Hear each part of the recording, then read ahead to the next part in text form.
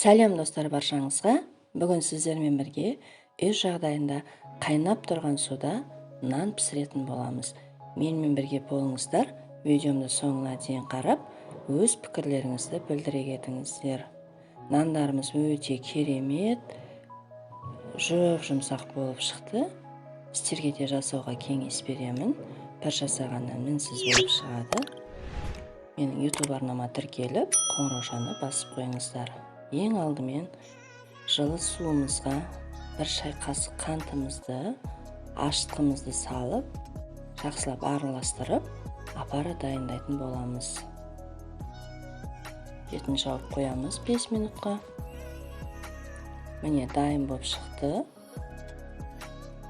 Үстінен тұзымызды саламыз. Жақсылап араластырып аламыз.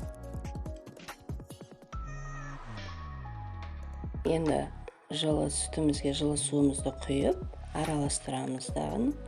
Бұны да құйып, тағы да кішкене қозғап жібереміз. Кішкене сұйық май қосып жібереміз. Бір-екі рет қозғап жібереміз. Енді алдын ала електен өткізіп дайындап қойған ұнымызды сала отырып, қолымыздың көмегімен қамырымызды илейтін боламыз. Қамырларыңыз орташа болып шығуы керек. Жұмсақ болып кетпесін. Не дайын болды қамырларымыз. Үстіне кішкене май тамызып, тағы да жақсылап бір-екі басып қолымызбенен. Бетін жауып, жылығып орап, 1-1,5 сағатқа қамырымыз ашығанша орап қоямыз. Міне дайын болды. Қамырларымыз әдемі болып толып ашып шықты. Дайын болған қамырымызды бірнеше бөліктерге бөлеміз. Мен 4 бөлікке бөліп жасадым. Нандарым кішкене үлкендеу болып шықты. Сіздер майда бөліктерге бөліп жасай берсеңіздер болады. Ешқандай артық ұн май қосудың қажеті жоқ. Қолға жабыспайды. Осылай бөліктерге бөліп, дөңгелек форма жасап, бетін жауып, 10 минутқа тағы да қалдырып қоямыз.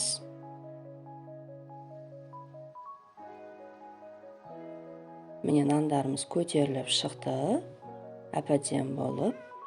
Енді пышақтың көмегімен, өткір пышақтың үстерін осылай кесіп аламыз.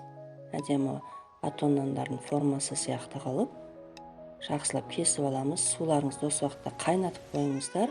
Қайнап тұрған суға біртіндеп саласыздар. Екі бетін аударасыздар. 1-2 секунд қана ұстайсыздар. Көп ұстап қалмаңыздар.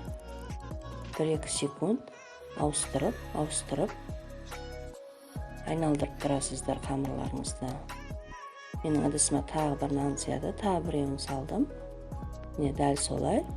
Оны да ана бетін айналдырып тұрамыз. Барлығын осылай жасап аласыздар, қыздар. Дайын нандарымызды 1 минут аралығы өткен кезде алдын ала противенімізге пергамент қағазын төсеп дайындап аласыздар. Осының үстіне жайғастырып қоясыздар. Ешқандай артық суы болмайды. Қаласаңыздар күнжіт мақ сепсеңіздер болады әдемілік үшін. Ешқандай май жаппайсыздар. 200 градуста жарты сағат пісіріп аласыздар. Пештеріңізді қыздырып қойыңыздар алдын ала. Міне дайын болып шықты нандарымыз, қып-қызыл әп-әдемі, өздеріңіз көріп тұрғандай жұмсақ. Арасы толықтай пісіп шығады, қыздар.